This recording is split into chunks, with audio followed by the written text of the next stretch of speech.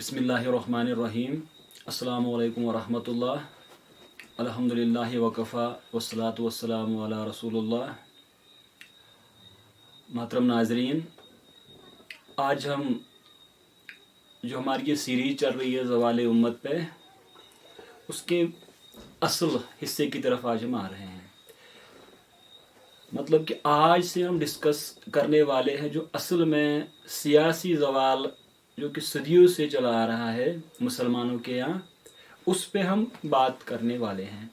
और अभी तक हम उसूली बातें कर रहे थे, कंसेप्चुअल और मेथोडोलॉजिकल बातें कर रहे थे। आज हम असल मौजू की तरफ आ रहे हैं।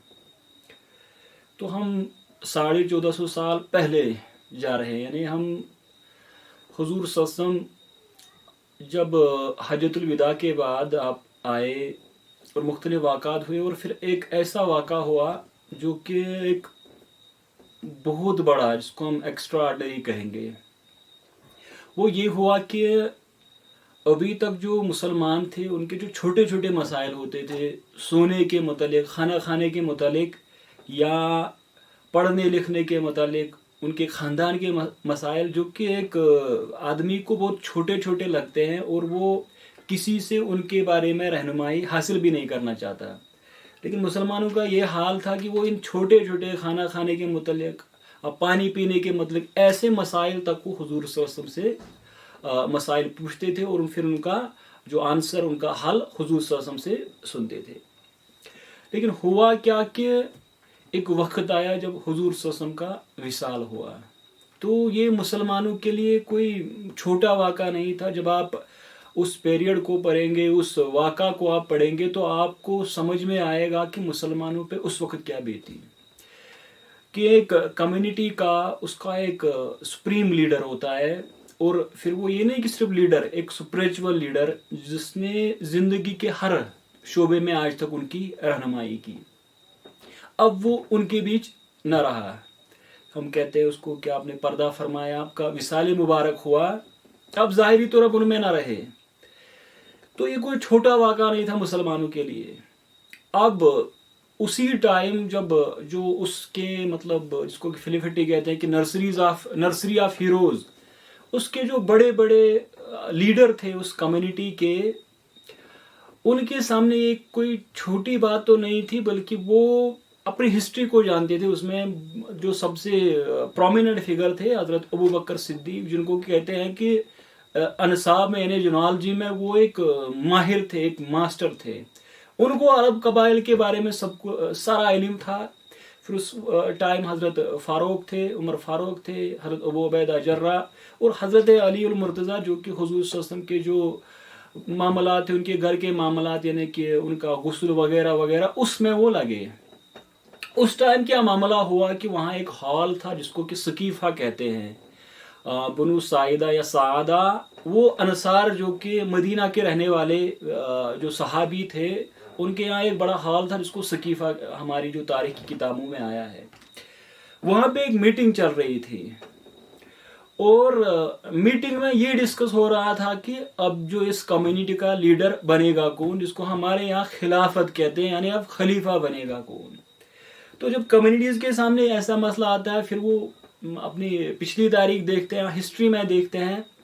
लेकिन मुसलमानों के सामने क्या मसला था कि उनके सामने कोई प्रेसिडेंट नहीं था।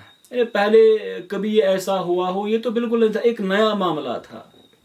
इस वजह से मुख्तलिफ सहाबा की मुख्तलिफ आरा थी। और मैं तो यही समझता हूँ कि अगर सहाबा में बड़ी एक जमात थी, एक बड़ी तादाद थी, अगर उनमें हर कोई ये सोचता कि वो अब कम्युनिटी का लीडर, अब खलीफा बनने का अहल है, तो मैं नहीं समझता इसमें कोई मतलब ऐसी बात है। क्योंकि वो ऐसी सलाह, जिसको मैं आगे बयान करूँगा, वो ऐसी सलाहियतों के मालिक थे कि उनमें हर कोई अपने आप में एक बड़ी मतलब पर्सनैलिटी थी। तो अब क्योंकि कोई प्रेसिडेंट नहीं था, उनके सामने ऐसा कोई मतलब हिस्टोरिकल एग्जाम्पल नहीं थी, तो इसको हमारे यहाँ कुछ लोगों ने ट्रायो कह दिया है, जो कि उनके मुखालिफ ही बाद में जो अहले तशी वगैरह आया है, कि ये तीन लोग वहाँ पहुँच गए, हज़रत अबू बकर सिद्दीक, हज़रत उमर फ़ारूक और हज़रत अबू उबैदा इब्न जर्राह। और वहाँ अंसार के जो सहाबी थे, उनसे बड़ा इनका एग्रीमेंट हुआ کہ اب لیڈر کون بنے گا. انصار چاہتے تھے کہ ہم میں اب یہ لیڈرشپ یعنی خلافت ہمارے یہاں رہے, اور کسی نے حضرت علی المرتضیٰ کا نام بھی وہاں پہ لیا. یہ بھی روایات میں آتا ہے. میں خلافت کے مسئلے میں اس کو ڈیٹیل بیان کروں گا. یہاں میں صرف اس طریقہ کار پہ آنا چاہتا ہوں کہ آخرکار مسئلہ یہاں پہنچا کہ حضرت عمر فاروق نے بیعت کی حضرت ابو بکر صدیق رضی اللہ عنہ کی, اور بعد میں انصار نے بھی ان کی بیعت کی. تو اس طرح سے جو مسلمانوں کا اب لیڈر, جو کہ وجود میں جو لیڈرشپ آئی, اور ہمارے یہاں ایک بڑے محدث گزرے ہیں, بڑے ایک اسکالر گزرے ہیں, علامہ شاہ ولی اللہ دہلوی. ان کی مشہور کتاب ہے ازالۃ الخفا عن الخلفاء. تو اس میں جب وہ خلافت کے شرائط میں بھی بیان نہیں کر رہا ہوں کہ خلافت مطلب اس کا طریقہ کار کیا ہوا, وہ ہے کہ وہ پہلے لکھتے ہیں کہ کسی جگہ علماء قضات یعنی وہاں کے اسکالرس, وہاں کے ججز, وہاں کے جو ایلیٹ کلاس ہے, ایلیٹ طبقہ ہے, وہ کسی آدمی کی لیڈرشپ پہ متفق ہو جائے, یعنی وہ خلیفہ بنے, اور اس طرح وہ بالکل یعنی کہ ایک پوری شرائط کے ساتھ اور سسٹم کے تحت وہ خلیفہ وجود میں آتا ہے اور اس کی خلافت تسلیم کی گئی. اور اسی طرح سے حضرت ابو بکر یعنی عمرا جو وہاں کے تھے, قضات تھے, انہوں نے ان کی بیعت کی. تو پہلا طریقہ تھا. اب دوسری بات کیا ہوگی, صحابہ کے پیریڈ کی میں بات کر رہا ہوں کہ حضرت فاروق اعظم جن کو ہم دوسرا خلیفہ مانتے ہیں, جو ہسٹوریکلی رہے ہیں, اچھا ان کے لیے کیا ہوا کہ ان کا نام حضرت علی المرتضیٰ نے پیش کیا, حضرت ابوبکر صدیق نے پیش کیا, اور بعد میں ان کی بیعت ہوئی. اسی طرح سے جو تیسرے خلیفہ ہوئے حضرت عثمان ذی النورین رضی اللہ عنہ, تو ان کے متعلق کیا ہوا کہ ایک شورا تشکیل پائی 6 آدمیوں کی, اور انہوں نے ان کے حق میں یعنی کنسنسس جو میجارٹی کا ڈیسیجن تھا وہ حضرت عثمان کے حق میں گیا. تو یہ شورا کے تحت ان کا انتخاب, یعنی وہ خلیفہ جو منتخب ہوئے وہ شورا کے تحت ہوئے, بعد میں بیعت ہوئی. اچھا یہ تیسرا تھا. اور پھر شاہ ولی اللہ دہلوی لکھتے ہیں کہ ایک اور طریقہ ہے یعنی غلبہ کا, کہ ایک آدمی نہ اس کی بیعت ہو, نہ لوگوں نے ان کی بیعت ہو, اور نہ لوگوں کو انہوں نے مطلب کوئی ایسی بات پہلے ہوئی ہے, بلکہ وہ ایک جگہ ڈٹ جائے اور پھر لوگ ان کی بیعت کریں. اور اس کو وہ کہتے ہیں کہ غلبہ کے تحت جنہیں حضرت امیر معاویہ رضی اللہ عنہ انہوں نے مطلب ایک جگہ وہ ڈٹ گئے, انہوں نے اس کو تو میں کہوں گا کنٹیسٹ کیا خلافت کو, اور پھر لوگوں نے ان کی بیعت کی. یعنی پھر ہم حضرت امام حسن حسین رضی اللہ عنہ, حضرت امام حسن نے تو ان کے ساتھ ایگریمنٹ کیا, جو معاہدہ ان کے ساتھ ان کا ہوا. تو شاہ ولی اللہ دہلوی اس میں 2 اقسام بیان کرتے ہیں, یعنی غلبے میں متغلب وہ ایک جس میں شرائط پائی جائے. حضرت امیر معاویہ میں وہ ہمارے جو بزرگوں نے اس پہ لکھا, انہوں نے یہی لکھا ہے کہ امیر معاویہ میں یہ تمام شرائط موجود تھی خلیفہ بننے کی, اس لیے ان کی خلافت ہے. اصل میں جو میں اس میں پوائنٹ ابھی سمجھانا چاہتا ہوں کہ وہ صحابہ کے دور میں ایک خلیفہ جو بنا, جو خلیفہ کا جس کو ہم انتخاب اپنی زبان میں عام لینگویج میں کہتے ہیں, وہ 4 طریقوں سے ہوا. یعنی ابوبکر صدیق ایک طریقے سے بنے, حضرت فاروق اعظم دوسرے طریقے سے بنے, حضرت عثمان تیسرے طریقے سے بنے, اور حضرت امیر معاویہ چوتھے طریقے سے بنے. اب میں نے پہلے یہ کہا کہ صحابہ کے بارے میں ہمارا عقیدہ ہے کہ وہ مجتہد ہے, تو ہم نہیں کہیں گے کہ یہ ایک مطلب کوئی بری بات ہے, کیونکہ وہ اس لائق تھے کہ وہ اپنا ڈیسیجن خود لیتے. لیکن مسلم ورلڈ میں پرابلم رہی کیا کہ یہ جو سکسیشن کہ اب حکومت کون کرے, صحابہ کے بعد تو اس کو سیٹل ہونا چاہیے تھا, لیکن یہ کبھی سیٹل ہوا ہی نہیں. اب اس کے بعد کیا ہوا, اس کے بعد اس پہ جنگیں لڑی گئی, یعنی کہ کبھی بیٹے نے باپ کو مارا, کبھی باپ نے بیٹے کو مارا, کبھی چاچا نے بھتیجے کو مارا, کبھی بھائی نے بھائی کو مارا, اور یہی آج تک ہماری ہسٹری رہی ہے. میں کہتا ہوں کہ مسلمانوں کا جو سب سے بڑا جو فیلئر رہا کہ ان کے یہاں کوئی ایسا پولیٹیکل سسٹم آیا ہی نہیں جو کہ سٹیبل ہو, جس کو سب تسلیم کرے. تھیوریٹیکلی لکھنا تو ایک بات ہے, کتابوں میں لکھنا ایک بات ہے کہ یار ہمارے یہاں اس طرح سے ہمارے نظام خلافت ہونا چاہیے, یا جس کو اسلامی جمہوریت کہتے ہیں, لیکن حقیقی طور کیا کبھی وہ ہوا؟ وہ تو کبھی ہوا ہی نہیں. صحابہ میں 4 طریقوں سے خلیفہ کا انتخاب ہوا. اچھا اس کے بعد تو چاہے بنو امیہ کو لے, آپ بنو عباس کو لے, عباسیڈز کو لے, آپ مملوک, سلجوق, آپ عثمانیوں کو لے, آپ مغلوں کو لے, ازبیک کو لے, یا یہاں صفوی ایران میں ان شیعوں کی ریاست میں لے لے, تو کسی جگہ تو کبھی پولیٹیکل سسٹم ایک سٹیبل پولیٹیکل سسٹم آیا ہی نہیں. اور جب آیا ہی نہیں یعنی کہ آپ کے یہاں کوئی حکمران بننے کا کوئی ایسا طریقہ کار کبھی وجود میں آیا ہی جس سے اسٹیبلٹی آئی, تو پھر اس سے کیا ہو, اس سے یہاں اندرونی جنگیں ہوئی. اچھا اس سے بڑا سیٹ بیک کیا ہوا کہ یہاں کے شہر برباد ہو گئے، کیونکہ جب ایک ڈائناسٹی اچھا ایک مطلب جو اسٹیٹ تھی وہ تباہ ہو گئی تو اسی کے ساتھ اس کا شہر بھی تباہ ہو گیا، اور پھر وہاں کی جو ریاست کی جو جس کو دارالخلافہ وہ کہتے تھے کیپٹل وہ تباہ ہو گئی، وہاں کے انسٹیٹیوشن اسی کے ساتھ تباہ ہو گئے۔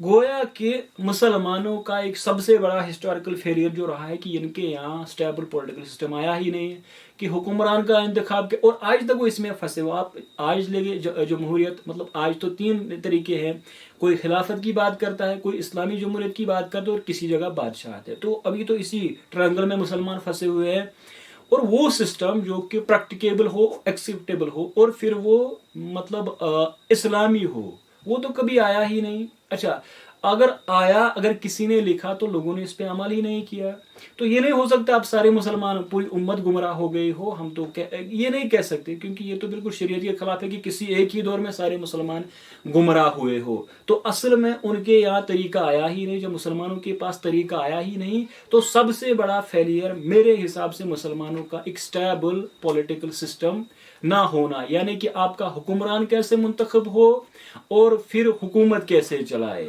جب ایسا ہوا ہی نہیں تو پھر تو اس میں اتنی بڑی پریشانیاں آئی کہ مطلب آپ ان کا شمار ہی نہیں کر سکتے۔ اب سکسیشن ایشو، یعنی کہ ایک جب حکمران دنیا سے چل بسا، اب اس کے بعد کون حکومت کرے گا؟ تو اس طرح آج اب ڈیموکریسی میں دیکھتے ہیں کہ یہاں کوئی حکمران مر جائے یا ان کا پیریڈ ختم ہو جائے، پھر اس کے بعد دوسرا حکمران منتخب ہوتا ہے۔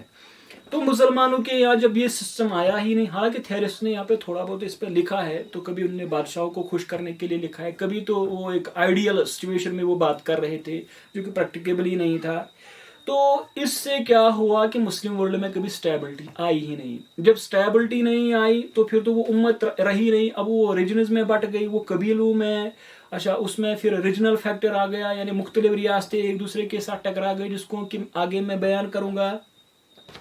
تو ایک ڈیوائیڈڈ امہ، اس کے لیے سارا سب کچھ جو اس پہ مطلب گزری آج تک وہ یہی ہے کہ اس میں کبھی سیاسی استحکام آیا ہی نہیں۔ جب استحکام آیا ہی نہیں تو پھر جو آپ دیکھیں گے کہ جب بھی کسی کمزور خلیفہ، کمزور حکمران کا انتخاب ہوا یا فتنہ ہوا، صحابہ کے درمیان تابعین اس کو ہم فتنہ کہتے ہیں، فتنۃ الکبریٰ، اس کے بعد جو دوسرے فتنے ہوئے وہاں پہ، تو لگاتار اس کو کنٹیسٹ کیا گیا، تو اس پہ کنسنسس کیوں نہیں بنا؟ کیونکہ آپ کے یہاں کوئی اسٹیبل پولیٹیکل سسٹم آیا ہی نہیں۔ جب اسٹیبل پولیٹیکل سسٹم آیا ہی نہیں تو پھر تو ایک رسلنگ رنگ یہ بن گئی جس میں کہ مختلف لوگ آئے، انہوں نے پاور کو، ایک دوسرے کے پاور کو چیلنج کیا، کبھی باپ نے بیٹے کو کیا، کبھی بیٹے نے باپ کو کیا۔